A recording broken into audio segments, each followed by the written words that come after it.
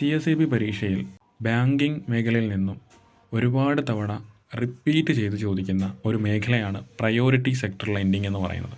കഴിഞ്ഞ പരീക്ഷകളിലെ ഓരോ question paper എടുത്ത് നോക്കുമ്പോഴും മിനിമം ഒരു ക്വസ്റ്റ്യനെങ്കിലും പ്രയോറിറ്റി സെക്ടർ ലെൻഡിങ്ങുമായി ബന്ധമുള്ള ക്വസ്റ്റ്യനാണ്. ഉദാഹരണത്തിനായി ഇവിടെ ചോദിച്ചിരിക്കുന്ന ചോദ്യം നോക്കൂ.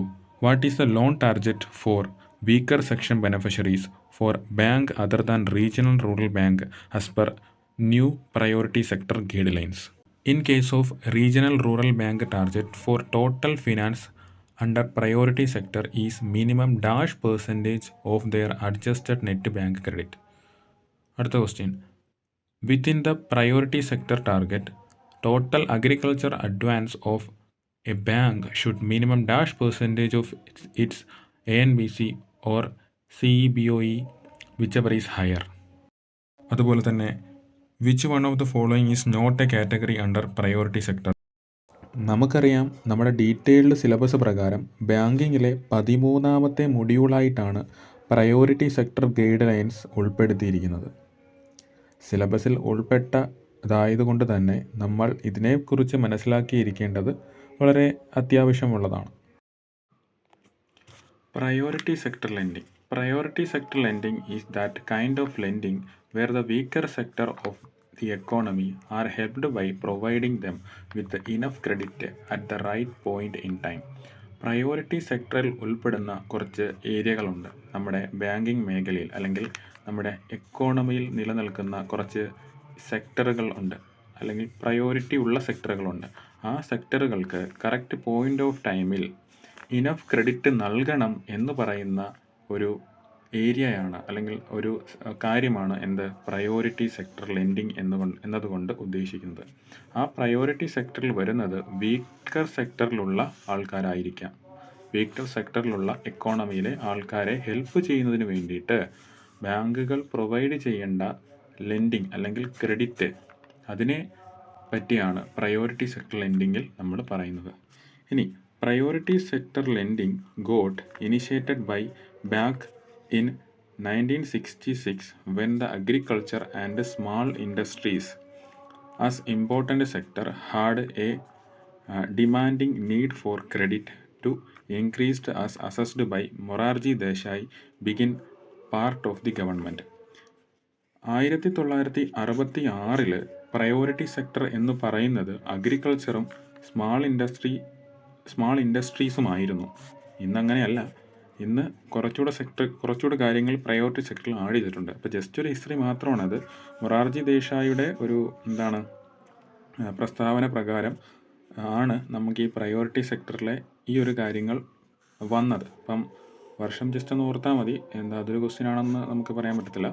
1966 മൊറാർജി ദേശായി ഇങ്ങനെ അഭിപ്രായപ്പെട്ടത്. അപ്പം ഈ ഒരു പ്രയോറിറ്റി സെക്ടറിൽ ആദ്യമായി ഉൾക്കൊണ്ടിരുന്ന രണ്ട് കാര്യങ്ങളാണ് അഗ്രികൾച്ചറും സ്മാൾ ഇൻഡസ്ട്രീസും. പക്ഷേ ഇന്ന് രണ്ടെണ്ണമല്ല, ഒരുപാടുണ്ട്. After the bank got nationalised, the government had the power to focus various other sector that too were in need of funds and these was possible by direct lending so that they can have the available credit. കണ്ടോ, എന്നാണ് bank nationalisation കഴിഞ്ഞതിന് ശേഷം government കൂടുതൽ ഏരിയകളിലേക്ക് focus ചെയ്യുകയുണ്ടായി. അങ്ങനെയാണ് priority സെക്ടറുകളുടെ കറക്റ്റായിട്ടുള്ളൊരു classification വന്നത്. നമ്മളതിനെപ്പറ്റി പൂർണ്ണമായിട്ട് പറയും. ഇപ്പോൾ ഓർത്ത് വെച്ചിരിക്കുക, ആദ്യമായിട്ട് നമുക്ക് പ്രയോറിറ്റി സെക്ടറായിട്ട് പറഞ്ഞിരുന്നത് 2 ഏരിയകളായിരുന്നു. അതേതൊക്കെയായിരുന്നു? അഗ്രികൾച്ചറും സ്മാൾ ഇൻഡസ്ട്രീസും ആയിരുന്നു. പിന്നീട് ബാങ്ക് നാഷണലൈസേഷനൊക്കെ കഴിഞ്ഞതിന് ശേഷം ഗവൺമെൻറ് കൂടുതൽ ഫോക്കസ് കൊടുത്ത കുറേ സെക്ടറുകളുണ്ട്. എന്തിനു വേണ്ടിയിട്ട്? നമുക്ക് ഡയറക്റ്റ് ലെൻഡിങ് ചെയ്ത് നമുക്ക് എക്കോണമിയിൽ അല്ലെങ്കിൽ അവർക്ക് അവൈലബിൾ ക്രെഡിറ്റ് കൊടുക്കേണ്ടതായിട്ടുണ്ടെന്ന് പറഞ്ഞ് കുറച്ചുകൂടെ ഈ പ്രയോറിറ്റി സെക്ടറുകൾ പ്രയോറിറ്റി സെക്ടറിൽ ആഡ് ചെയ്യുകയുണ്ടായി. The requirement to reserve 40% of their adjusted net bank credit ANBC for financing to certain sector applies to the scheduled commercial bank and foreign banks with 20 or more branches. ഇതെന്താണെന്ന് പറഞ്ഞു കഴിഞ്ഞാൽ, priority സെക്ടറിന് ഇനിയാണ് കറക്റ്റായിട്ട് നമ്മൾ പോർഷനിലോട്ട് കയറാൻ പോകുന്നത്. ഈ പറയുന്ന പ്രയോറിറ്റി സെക്ടറുകൾ കൊടുക്കുന്നത് ബാങ്കുകളാണല്ലോ. അപ്പോൾ ബാങ്കുകൾ എന്ന് പറയുമ്പം ഏതൊക്കെ ബാങ്കുകളാണ്? കൊമേഴ്ഷ്യൽ ബാങ്കുകൾ വരും. അതുപോലെ തന്നെ എന്താണ്, കൊമേഴ്ഷ്യൽ ബാങ്കുകൾ, ഫോറിൻ ബാങ്കുകളൊക്കെ വരും. അപ്പോൾ ഈ ഒരുപാട് ബാങ്കുകൾക്ക്, എല്ലാ ബാങ്കിനും ഒരേ തരത്തിലുള്ള പ്രയോറിറ്റി സെക്ടർ ലെൻഡിങ് ടാർജറ്റുകൾ അല്ലെങ്കിൽ എന്താണ് അത് കൊടുക്കണമെന്ന് ഗവൺമെൻറ് പറയാനായിട്ട് പറ്റത്തില്ല. കാരണം ഓരോ ബാങ്കും ഓരോരോ ലക്ഷ്യങ്ങൾക്കനുസരിച്ചാണ് പ്രവർത്തിക്കുന്നത്. ഫോർ എക്സാമ്പിൾ നമ്മുടെ കോപ്പറേറ്റീവ് ബാങ്കുകളായിക്കോട്ടെ, അല്ലെങ്കിൽ SBI പോലുള്ള കൊമേഴ്ഷ്യൽ ബാങ്കുകൾ, അല്ലെങ്കിൽ പ്രൈവറ്റ് സെക്ടറിൽ പ്രവർത്തിക്കുന്ന ബാങ്കുകൾ, ഇവർക്കെല്ലാം വ്യത്യസ്തമായിട്ടുള്ള ലക്ഷ്യങ്ങളാണ് ഉള്ളത്. അപ്പോൾ അതുകൊണ്ട് തന്നെ എല്ലാ ബാങ്കുകൾക്കും ഒരേ രീതിയിലുള്ള ഒരു പ്രയോറിറ്റി സെക്ടർ ടാർഗറ്റുകൾ കൊടുക്കാനായിട്ട് പറ്റില്ല. അപ്പം അത് ഏതൊക്കെയാണെന്നാണ് ഇനി നമ്മൾ നോക്കാൻ പോകുന്നത്. അപ്പോൾ ഇവിടെ പറഞ്ഞിരിക്കുന്നത് ആരുടെയൊക്കെയാണ്? കൊമേഴ്ഷ്യൽ ബാങ്കിൻ്റെയും ഷെഡ്യൂൾഡ് കൊമേഴ്ഷ്യൽ ബാങ്കുകളും ഫോറിൻ ബാങ്ക് എന്ന് പറയുമ്പോൾ 20 അല്ലെങ്കിൽ അതിൽ കൂടുതലോ ബ്രാഞ്ചുകളുള്ള ഫോറിൻ ബാങ്കുകൾ അവരുടെ അഡ്ജസ്റ്റഡ് നെറ്റ് ബാങ്ക് ക്രെഡിറ്റിൻ്റെ, അതായത് അഡ്ജസ്റ്റഡ് നെറ്റ് ബാങ്ക് ക്രെഡിറ്റ് എന്ന് പറഞ്ഞാൽ ഒരു വർഷത്തിൽ അവർ എത്ര രൂപ ക്രെഡിറ്റ് കൊടുത്തു അതിൻ്റെ 40% എന്തിനായിരിക്കും നാം ക്രെഡിറ്റ് കൊടുക്കേണ്ടത്? പ്രയോറിറ്റി സെക്ടറുകൾക്കായിരിക്കണം എന്ന് ഗവൺമെൻറ് പറയുകയുണ്ടായി. അപ്പോൾ 1% ഇവിടെ കിട്ടി നമുക്ക്. ഒരു പ്രയോറിറ്റി സെക്ടർ ലെൻഡിങ്ങിൻ്റെ ഒരു ടാർജറ്റ് നമുക്ക് ഇവിടെ കിട്ടി. നമ്മൾ ഡീറ്റെയിൽ ആയിട്ടൊരു ടേബിൾ നോക്കും. അതിന് മുന്നേ ജസ്റ്റ് ഒന്ന് പറയുന്നതേ ഉള്ളൂ. അടുത്തത് small finance bank and regional rural banks are required to devote 75% of their ANBC to priority sector. ഇവിടെ ഈ ഒരു ഏരിയയിൽ നമ്മൾ പറഞ്ഞത് foreign bank with 20 branches or more, അല്ലെങ്കിൽ ഷെഡ്യൂൾഡ് കൊമേഴ്ഷ്യൽ ബാങ്കുകളെ പറ്റിയായിരുന്നു പറഞ്ഞത്. ഈ ഏരിയയിൽ നമ്മൾ പറയുന്നത് റീജിയണൽ റൂറൽ ബാങ്ക് RRBകളും സ്മാൾ ഫിനാൻസ് ബാങ്കുകളും അവരുടെ അഡ്ജസ്റ്റഡ് നെറ്റ് ബാങ്ക് ക്രെഡിറ്റിൻ്റെ 75% മാറ്റേണ്ടത്. കാരണം ഇവർ സമൂഹത്തിൽ ഒരു വീക്കർ സെക്ഷൻ്റെ ഡെവലപ്മെൻറ്റിന് വേണ്ടി പ്രവർത്തിക്കുന്ന ബാങ്കുകളായതുകൊണ്ട് തന്നെ അവർ കൂടുതൽ കാര്യങ്ങളും ഈ ഒരു പ്രയോറിറ്റി സെക്ടറിലേക്കാണ് മാറ്റിവെക്കേണ്ടത്. അപ്പോൾ ടോട്ടലായിട്ട് ഈ രണ്ട് ബാങ്കുകളും, റീജിയണൽ റൂറൽ ബാങ്കും സ്മാൾ ഫിനാൻസ് ബാങ്കും 75% എന്തിലേക്ക് മാറ്റണം? പ്രയോറിറ്റി സെക്ടർ ലെൻഡിങ്ങിന് വേണ്ടി മാറ്റിവെക്കേണ്ടതായിട്ടുണ്ട്. RBI has revised the priority sector lending target of urban cooperative banks UCB to 60% of their ANBC or credit equivalent of off-balance sheet exposure CEOBSE. നമ്മൾ ക്വസ്റ്റ്യനിൽ കണ്ടായിരുന്നു നേരത്തെ ഈ ഒരു സാധനങ്ങൾ. അപ്പം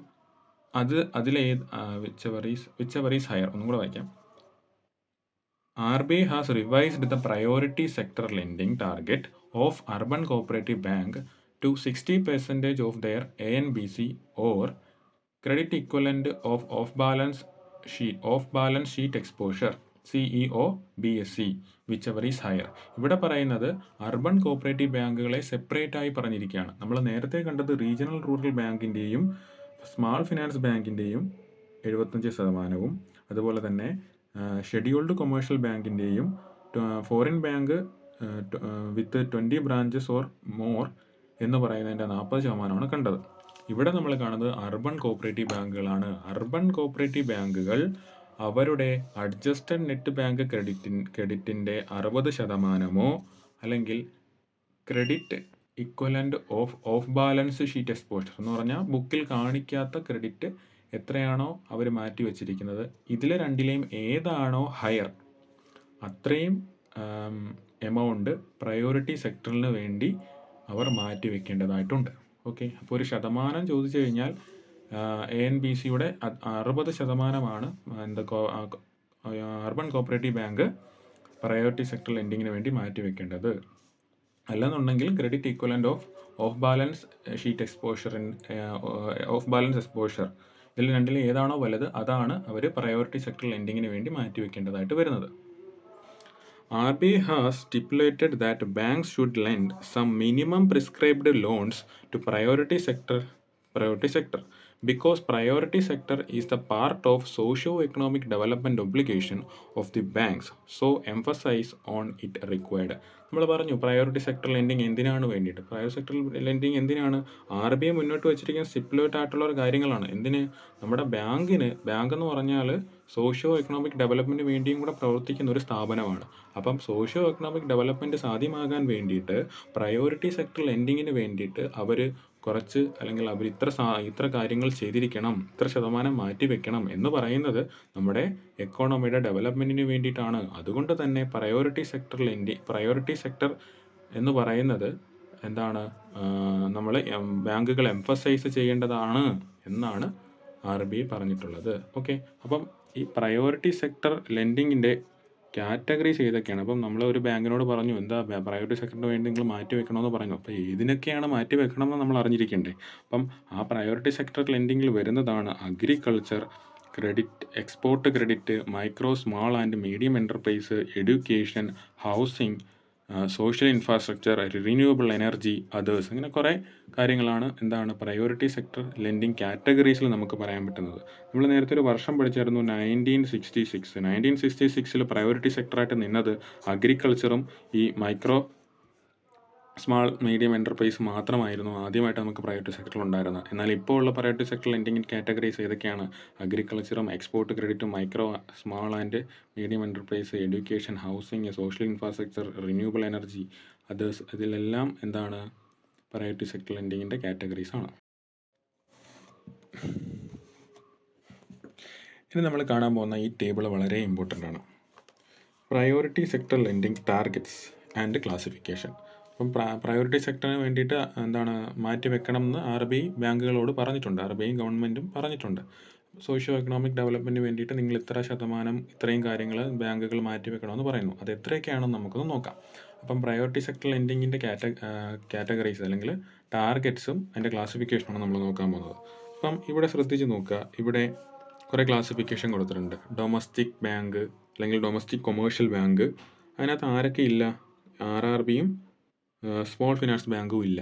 അപ്പം അത് രണ്ടും ഒഴികെയുള്ള ഡൊമസ്റ്റിക് കൊമേഴ്ഷ്യൽ ബാങ്കുകളും, പിന്നെന്താ foreign bank with 20 branches and above, 20 ബ്രാഞ്ചുകളുള്ള അല്ലെങ്കിൽ 20-ൽ കൂടുതൽ ബ്രാഞ്ചുകളുള്ള ഫോറിൻ ബാങ്കുകളും ഡൊമസ്റ്റിക് കൊമേഴ്ഷ്യൽ ബാങ്കുകളും അവരുടെ 40% പ്രയോറിറ്റി സെക്ടർ ലെൻഡിങ്ങിലേക്ക് മാറ്റിവെക്കേണ്ടത്. ടോട്ടൽ 40% മാറ്റിവെക്കണം. അങ്ങനെയാണെങ്കിൽ നമ്മളിവിടെ ഒരു കാര്യം എക്സ്ക്ലൂഡ് ചെയ്തായിരുന്നു, അല്ലെങ്കിൽ എന്താണ് ഇവിടെ പറഞ്ഞു, എന്തോ ഒരു കണ്ടീഷൻ പറഞ്ഞില്ലേ, 20 ബ്രാഞ്ചസ് ആൻഡ് എബോ. അപ്പോൾ 20 ബ്രാഞ്ചിൽ കുറവുള്ള ഫോറിൻ ബാങ്കുകളും പ്രവർത്തിക്കുന്നുണ്ടല്ലോ. Foreign bank with less than 20 branches എന്ന് പറയുന്നതും 40% മാറ്റിവെക്കണം. പക്ഷെ അത് എന്തുകൊണ്ടാണ് സ്പെഷ്യലായിട്ട് എടുത്ത് പറയുന്നത് താഴോട്ട് വരുമ്പോൾ നമുക്ക് മനസ്സിലാവും. ഇനി RRB regional rural bank total എത്ര ശതമാനം മാറ്റിവെക്കണം? നമ്മൾ നേരത്തെ കണ്ടതാണ്, 75% ടോട്ടൽ മാറ്റിവെക്കേണ്ടത്. അതുപോലെ സ്മോൾ ഫിനാൻസ് ബാങ്കും 75% തന്നെയാണ് മാറ്റിവെക്കേണ്ടത്. ഇനി നമ്മൾ ഓരോ കാറ്റഗറീസ് കണ്ടായിരുന്നല്ലോ, ആ കാറ്റഗറീസിൽ നമുക്ക് പ്രധാനമായിട്ടും ഇത്രയും കാര്യങ്ങൾ മാത്രം ഒന്ന് ഓർത്ത് വെച്ചിരുന്നാൽ മതി. അപ്പം അഗ്രികൾച്ചറൽ സെക്ടറിന് വേണ്ടിയിട്ട് ഡൊമസ്റ്റിക് കൊമേഴ്ഷ്യൽ ബാങ്കും foreign bank with 20 branches and above എന്ന് പറയുന്നത് അഗ്രികൾച്ചറിന് വേണ്ടിയിട്ട് ടോട്ടൽ 18% മാറ്റിവെക്കണം. ഈ 18% എന്ന് പറയുന്നത് 40%-നകത്ത് 18% കൊടുക്കണം എന്നാണ്. മനസ്സിലായോ? അപ്പോൾ ടോട്ടൽ 40% കൊടുക്കേണ്ടത്, അതിൽ 18% അഗ്രികൾച്ചറിന് കൊടുക്കണം. അങ്ങനെയാണെങ്കിൽ foreign bank with less than 20 branches എത്ര കൊടുക്കണ്ടേ? അവർക്ക് അങ്ങനൊരു ആപ്ലിക്കേഷൻ പറഞ്ഞിട്ടില്ല. അവർക്ക് 40% ടോട്ടൽ കൊടുത്താൽ മതി. അത് അഗ്രികൾച്ചറിന് എത്ര വേണോ കൊടുക്കാം, കുഴപ്പമില്ല. അങ്ങനെയാണെങ്കിൽ RRBകളും റീജിയണൽ റൂറൽ ബാങ്കുകൾ എത്ര ശതമാനമാണ് അഗ്രികൾച്ചറിന് വേണ്ടി മാറ്റിവെക്കേണ്ടത്? അവരും 18% തന്നെയാണ് അല്ലേ? എന്നാൽ സ്മോൾ ഫിനാൻസ് ബാങ്കും അത് തന്നെയാണ് 18%. അപ്പോൾ അഗ്രികൾച്ചറിന് ഒറ്റ പെർസെൻറ്റേജ് പഠിച്ചാൽ മതി, 18%. പക്ഷേ ഓർത്ത് വെക്കേണ്ടത്, ഈ foreign bank with less than 20 ബ്രാഞ്ചസിന് അങ്ങനെ ഒരു ആപ്ലിക്കേഷൻ പറഞ്ഞിട്ടില്ല. അങ്ങനെ കാരണം അവർക്ക് ടോട്ടൽ ഉള്ളതിൽ എത്ര വേണമെങ്കിലും അവർക്ക് അഗ്രികൾച്ചറിന് കൊടുക്കാതെ ഇരിക്കാം, വേറെ ഏതെങ്കിലും സെക്ടറിന് കൊടുത്താൽ മതി. ടോട്ടൽ കണക്കെടുക്കുമ്പോൾ പ്രയോറിറ്റി സെക്ടറിൽ 40% വരണമെന്ന് മാത്രമേ ഉള്ളൂ. അടുത്തതാണ് മൈക്രോ എൻ്റർപ്രൈസിന് വേണ്ടിയിട്ട് ഡൊമസ്റ്റിക് കൊമേഴ്ഷ്യൽ ബാങ്ക് അല്ലെങ്കിൽ foreign bank with 20 branches and above എന്ന് പറയുന്ന ആ ഒരു കാറ്റഗറിയിൽ 7.5% കൊടുക്കണം. 7.5% പ്രയോറിറ്റി സെക്ടറിന് വേണ്ടിയിട്ട് ആ ഒരു മൈക്രോ എൻ്റർപ്രൈസിന് വേണ്ടിയിട്ട് മാറ്റി വെക്കണം. അങ്ങനെയാണെങ്കിൽ foreign bank with less than 20 ബ്രാഞ്ചസോ അവർക്ക് അവിടെയും ഒരു ആപ്ലിക്കേഷൻ ഇല്ല, അവർക്ക് ഇഷ്ടമുള്ള ആപ്ലിക്കേഷൻ കൊടുക്കാം. അതുപോലെ തന്നെ RRBകൾ എത്ര കൊടുക്കണം? RRB അവർ 7.5%. അപ്പം സ്മാൾ ഫിനാൻസ് ബാങ്കോ അതും 7.5%. അപ്പം മൈക്രോ എൻ്റർപ്രൈസിനും എന്താണ് എല്ലാ ഏരിയകളും, അതായത് ഡൊമസ്റ്റിക് കൊമേഴ്ഷ്യൽ ബാങ്കും foreign bank with 20 branches and എബോയും RRBയും സ്മാൾ ഫിനാൻസ് ബാങ്കും 7.5% മൈക്രോ എൻ്റർപ്രൈസിന് വേണ്ടിയിട്ട് മാറ്റി വെക്കേണ്ടത്. അങ്ങനെയാണെങ്കിൽ വീക്കർ സെക്ഷന് വേണ്ടിയിട്ട് എത്രയാണ് മാറ്റി വെക്കേണ്ടത്? Domestic commercial bank, foreign bank with 20 branches and above 12% മാറ്റി വെക്കേണ്ടത്. അഡ്വാൻസ് വീക്കർ സെക്ഷന് വേണ്ടിയിട്ട് 12%. അങ്ങനെയാണെങ്കിൽ foreign bank with less than 20 ബ്രാഞ്ചസോ അവർക്ക് അവിടെയും ആപ്ലിക്കേഷൻ ഇല്ല, അവർക്ക് 40% എങ്ങനെ വേണമെങ്കിലും ഡിവൈഡ് ചെയ്ത് കൊടുക്കാം. അങ്ങനെയാണെങ്കിൽ RRBകൾ ഇവിടെയാണ് ഓർത്ത് വെക്കേണ്ടത്. RRB അഡ്വാൻസ് വീക്കർ സെക്ഷന് 15%. RRB എന്തിന്? അഡ്വാൻസ് വീക്കർ സെക്ഷന് 15%. അങ്ങനെയാണെങ്കിൽ സ്മാൾ ഫിനാൻസ് ബാങ്കോ അഡ്വാൻസ് വീക്കർ സെക്ഷന് 12% കൊടുത്താൽ മതി അല്ലേ? അപ്പം ഇവിടെ മാത്രമേ ഒരു വ്യത്യാസമായിട്ടുള്ള എമൗണ്ട് ഉള്ളൂ. അഡ്വാൻസ് വീക്കർ സെക്ഷന് RRBകൾ 15% കൊടുക്കുന്നത്. ഓക്കെ, അങ്ങനെയാണെങ്കിൽ നമ്മൾ നേരത്തെ പറഞ്ഞു അർബൻ കോപ്പറേറ്റീവ് ബാങ്ക് നമ്മൾ എടുത്ത് പഠിക്കണം. അർബൻ കോപ്പറേറ്റീവ് ബാങ്കിലെ റിവൈസ്ഡ് ആയിട്ടുള്ള പ്രയോറിറ്റി സെക്ടർ ലെൻഡിങ് ടാർഗറ്റ് പ്രകാരം അവർ ടോട്ടൽ എത്രയാണ് മാറ്റേണ്ടത്? 60% മാറ്റണം. ടോട്ടൽ 60% മാറ്റി വെക്കണം. അതിൽ മൈക്രോ എൻ്റർപ്രൈസിന് വേണ്ടിയിട്ട് 7.5%, അഡ്വാൻസ് വീക്കർ സെക്ഷന് വേണ്ടിയിട്ട് 12%. അത് മാത്രം പഠിച്ചിരുന്നാൽ മതി.